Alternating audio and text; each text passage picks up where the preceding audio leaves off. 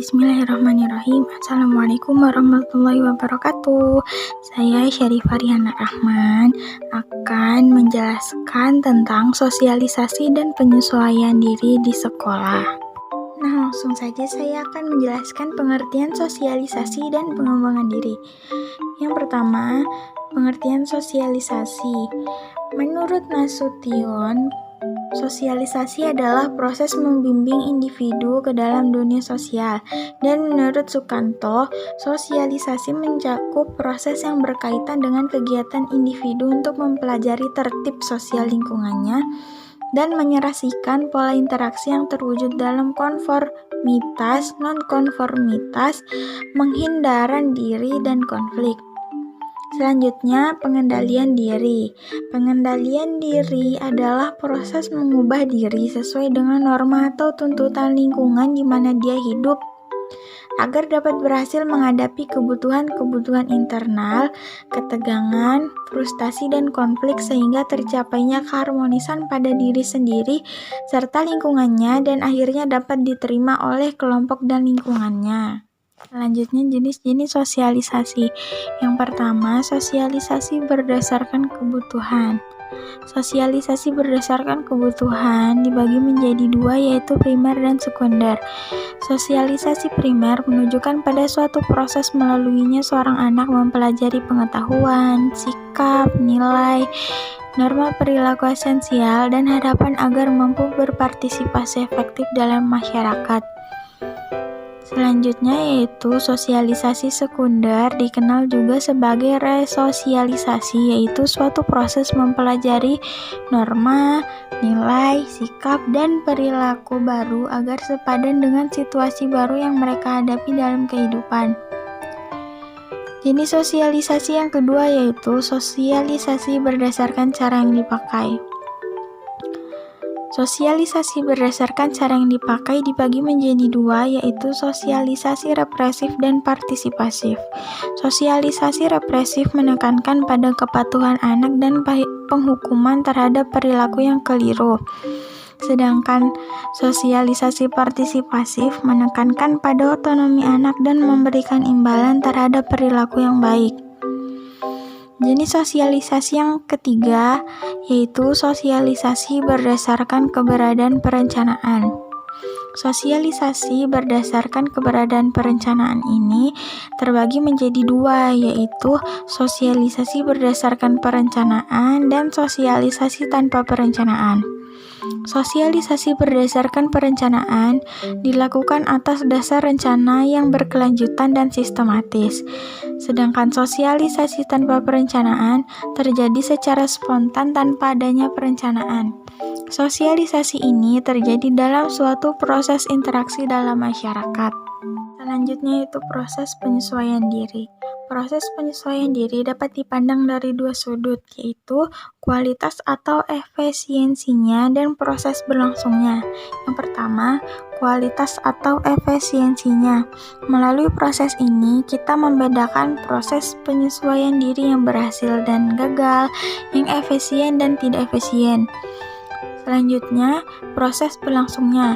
Melalui proses ini, kita akan melihat berlangsungnya penyesuaian diri itu. Proses penyesuaian diri merupakan suatu proses progresif yang memungkinkan individu makin menguasai diri dan lingkungannya.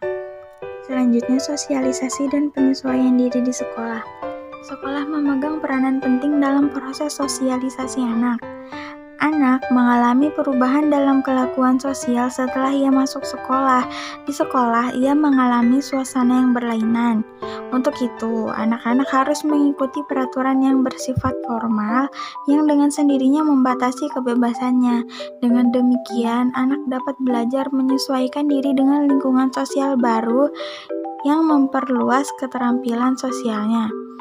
Dalam perkembangan fisik dan psikologis, selanjutnya anak memperoleh pengalaman baru dalam hubungan sosialnya dengan anak-anak lain yang berbeda status sosial, suku, agama, jenis kelamin, dan kepribadiannya.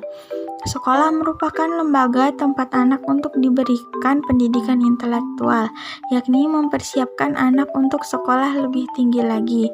Maka perhatian sekolah sebagian besar ditujukan kepada aspek intelektual itu. Aspek lain seperti pendidikan moral melalui pendidikan agama dan moral Pancasila juga diperhatikan, namun dapat kita katakan bahwa pendidikan sosial masih belum mendapat tempat yang menonjol. Selanjutnya, untuk mengetahui sejauh mana pendidikan sosial di sekolah dilakukan, kita perlu mempelajari hal-hal berikut.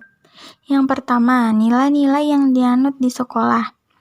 Di Indonesia berlaku Pancasila sebagai falsafah dan pandangan hidup. Dalam hal ini, norma-norma yang diajarkan di sekolah tidak boleh bertentangan dengan adat istiadat masyarakat sekitar. Dalam hal nilai-nilai moral, sekolah kebanyakan berpedoman pada norma-norma yang berlaku bagi golongan menengah, misalnya menghargai nilai-nilai seperti kejujuran, rasa tanggung jawab, dan sebagainya. Yang kedua, pengaruh iklim sosial terhadap sosialisasi anak.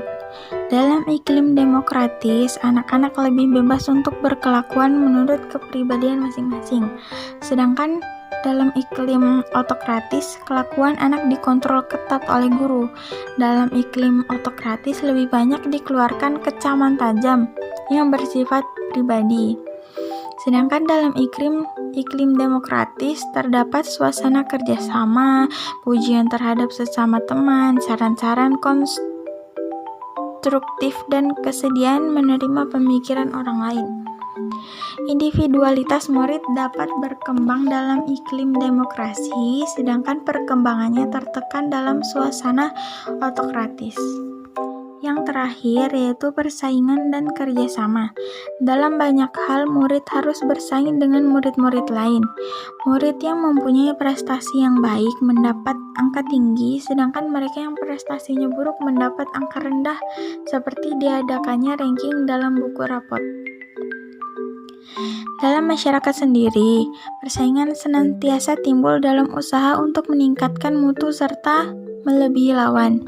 Kerja sama atau gotong royong sangat dihargai dalam masyarakat kita, karena itu sudah selayaknya dipupuk pula di sekolah. Dapat kita lihat bahwa kesempatan kerja sama di sekolah kurang mendapat perhatian. Kerja kelompok sebagai metode mengajar jarang dilakukan. Murid-murid justru dilarang bekerja sama atau bertukar pikiran selama jam pelajaran. Mungkin segini dulu videonya. Terima kasih sudah menyimak sampai habis. Dan jika ada pertanyaan bisa ditanya di kolom komentar. Terima kasih. Wassalamualaikum warahmatullahi wabarakatuh.